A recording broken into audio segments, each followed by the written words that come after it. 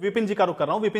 विपिन जी, क्या ये इतना सीधा और सरल है ये जो स्टार प्रचारकों की लिस्ट आई, जिसमें ये कहना कि भाई ठीक है भूपेंद्र हुड्डा और अगर उदय भान जी का नाम नहीं है तो बाकी 3 नाम तो बड़े जिनका जिक्र कर रहे हैं कि भाई इनको तो हमने इसमें शामिल किया ही है, और ये हाईकमान का फैसला बहुत सोच समझ के, इसको कैसे देखते हैं? या आप इस बात पर हैं विपिन जी की कहीं ना कहीं नाराजगी वाला भी एंगल है इसमें?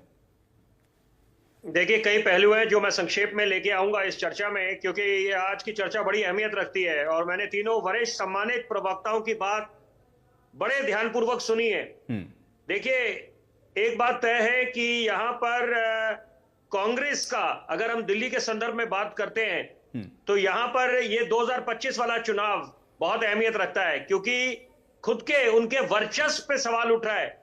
और ये कौन सी कांग्रेस पार्टी है? स्वर्णिम इतिहास वाली कांग्रेस पार्टी, शीला दीक्षित वाली कांग्रेस पार्टी। 1998 से लेकर 2013 जब मुख्यमंत्री शीला दीक्षित थी और प्रदेश अध्यक्ष चौधरी प्रेम सिंह हुआ करते थे, जिनका नाम Guinness book of world record में दर्ज है, तो वो दौर भी दिल्ली ने देखा है। लेकिन उसके बाद 2013 से लेकर वर्तमान के दौर तक 2025 केवल 8 सीटें कांग्रेस पार्टी निकाल पाई है। और यहां पर ये उम्मीद कर रहे थे कि कांग्रेस, बहुत जरूरी बात मैं बोलने जा रहा हूं, कि कब तक कांग्रेस इस बात में खुशी मनाएगी कि भाजपा को करारी हार मिली आम आदमी पार्टी के हाथों से।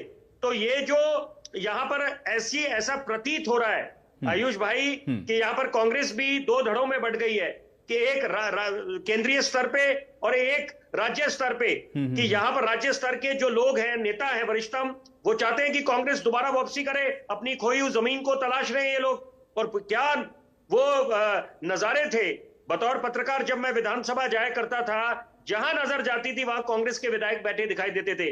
और अब उसके बाद ये सूरत हाल हुई है कि कांग्रेस खाता नहीं खोल पाई है। जैसे कहते हैं बैट्समैन डक पे आउट हो गया बिना खाता खोले। तो इसका मतलब है, और जो केंद्रीय नेतृत्व है या केंद्र जो स्तर पे जो नेता है कांग्रेस के, वो लोग चाहते हैं कि इंडिया अलायंस में कांग्रेस बनी रहे, तो इसलिए कहीं ऐसे कोई संदेश ना जाए कि जिससे आम आदमी पार्टी नाराज हो जाए। लेकिन आप देखिए कि कितनी कमाल की बात है कि जो डॉक्टर मनमोहन सिंह साहब ने इतनी बेहतरीन बात बोली थी। उन्होंने बोला था कंपल्शन ऑफ कोलिशन, गठबंधन की मजबूरियां। और अब वर्तमान के कुछ सालों से हम देख रहे हैं सहूलियत की राजनीति हो रही है। पंजाब में क्या हुआ? पंजाब में एकला चलो की राह पे आम आदमी पार्टी ने चुनाव लड़ा, और हरियाणा में भी अजय माकन जी ने यही बात बोली, नाराजगी जताई कि वहां पर वो चाहते थे कि इंडिया अलायंस मिलकर चुनाव लड़े ताकि भाजपा को हार का सामना करना पड़े। क्योंकि वहां पर तो ये बोला जा रहा था, ये तो वाकई में बड़ी हैरानी वाली बात है, क्योंकि कांग्रेस के तो खुद के नेता बोल रहे थे कि आंधी आने वाली है, कांग्रेस की सुनामी आने वाली है।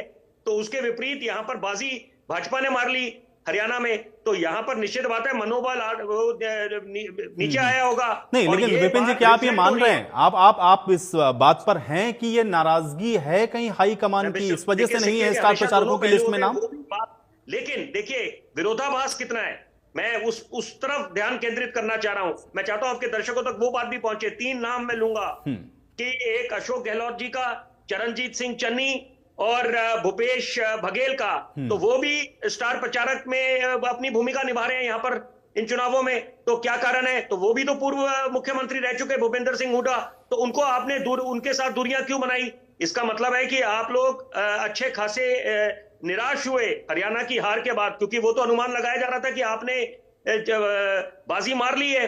और तो लेकिन यहां पर एक बात समझनी चाहिए कि वापसी आपको कुछ गुंजाइश छोड़नी चाहिए। ये सुलझे हुए नेताओं से अपेक्षा करी जाती है। जैसे मैं उदाहरण के तौर पे बोलना चाहूंगा, देवेंद्र फडणवीस 2024 का लोकसभा का चुनाव बड़ा निराशाजनक रहा है, तो महाराष्ट्र के संदर्भ में बात करें तो। और वही बात उमर अब्दुल्ला की देखें कि नेशनल कॉन्फ्रेंस का क्या प्रदर्शन रहा है। लेकिन इन दोनों नेताओं ने जिस तरह से बेहतरीन कमबैक करा है, दोनों मुख्यमंत्री बने हुए हैं इस समय। तो इसका मतलब है कि आपको राजनीति में कभी भी परिस्थितियां बदल सकती हैं। आप ये नहीं कह सकते कि अब इनका बिल्कुल किसी का अंत समय आ गया, वो सवाल ही पैदा नहीं होता है। जैसे क्रिकेट में कहते हैं cricket is a game of glorious uncertainties, आखिरी गेंद पे छक्का पड़ सकता है, मैच का पासा पलट सकता है।